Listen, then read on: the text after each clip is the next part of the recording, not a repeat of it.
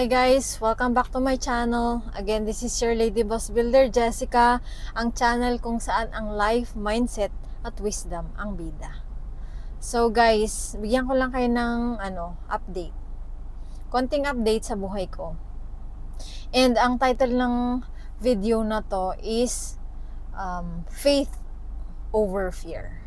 So, sa mga nakakapanood ng mga previous videos ko, sinabi ko doon na may mga pinagdadaanan ako. Katulad niyan, may mga projects ako biglang malalaki tapos wala pa akong masyadong employees. Pero nabanggit ko doon sa video ko na yon na naniniwala ako na darating yung mga employees na para sa akin and matatapos namin yung project. And guys, so amazing. And God is so kind and moves talaga in very mysterious ways. So, dumating yung mga kailangan kong tulong and natapos yung project namin. Yun yung faith over fear. Alam niyo yung meron akong fear na baka hindi ko matapos, ganyan, baka merong due date, paano ko gagawin? Wala akong mga help na, wala akong tamang human resource na kasama that time. As in, ilan lang kami. Tapos, talagang yung faith ko, tinodo ko na. Naniniwala ako that time, kahit na ano man yung nakikita ko, dito na papasok yung we walk by faith, not by sight. Kung ano man yung nakikita ko sa paligid, hindi ako nagpadala. Katulad nun, dahil konti pa lang yung kasama ko. Tinanggap ko yung trabaho, yung project, na alam ko matatapos ko in due time. And alam ko na darating yung mga kasama ko. Alam ko na si God magbibigay siya, ibibigay niya yung tamang mga tao, tamang help sa tamang panahon. Andun talaga yung faith ko. And guys, katulad ng sabi ko kanina, nangyari lahat yun. Kahit na alam mo yun, dahil sa nakikita mo, or dahil sa nakikita ko that time, medyo natatakot ako na hindi ko matapos. Pero hindi. Mas nangibabaw yung faith ko kay God. So, yun ang nangyari. As in, meron ako mga video clips na bigla kaming dumami. Bigla silang dumating sa tamang panahon. So, alam niyo yun, sobrang saya ko. Hindi lang ito yung isang beses na nangyari sa akin to. Before pa nangyayari na talaga sa akin to. So, kahit na alam niyo yun, iba yung nakikita ko, talagang yung faith ko kay God, buong buo.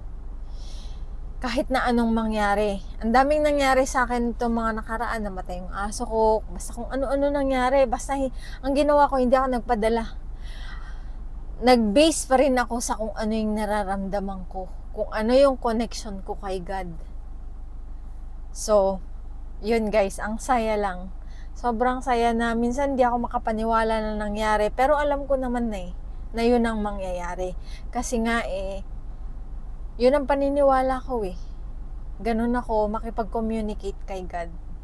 So guys, I am the living proof na kung ano man yung sinasabi mo, yung faith mo, yun talaga yung mangyayari. Kahit ano pang nakikita mo temporarily sa moment na yun.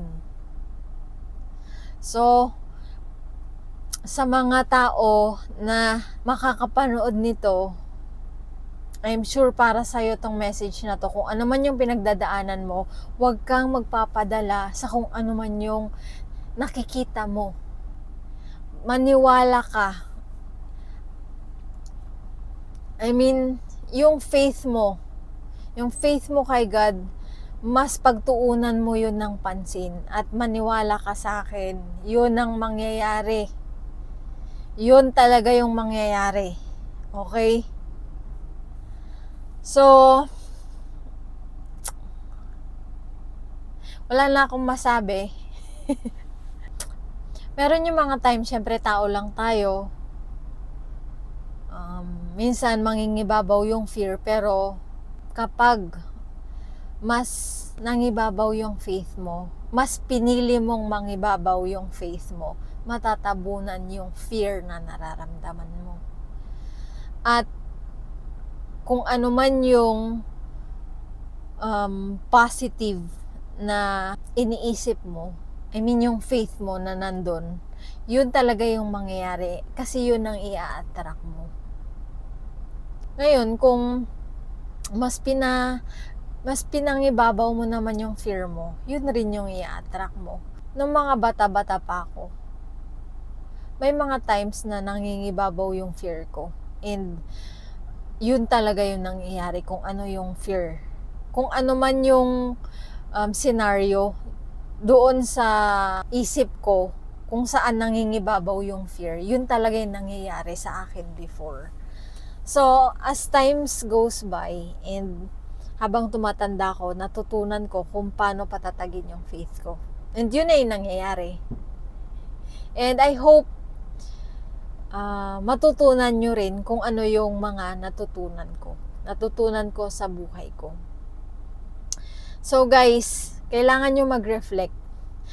I'm sure marami kayong experiences kung saan may mga bagay na nangyari because of your fear and because of your faith.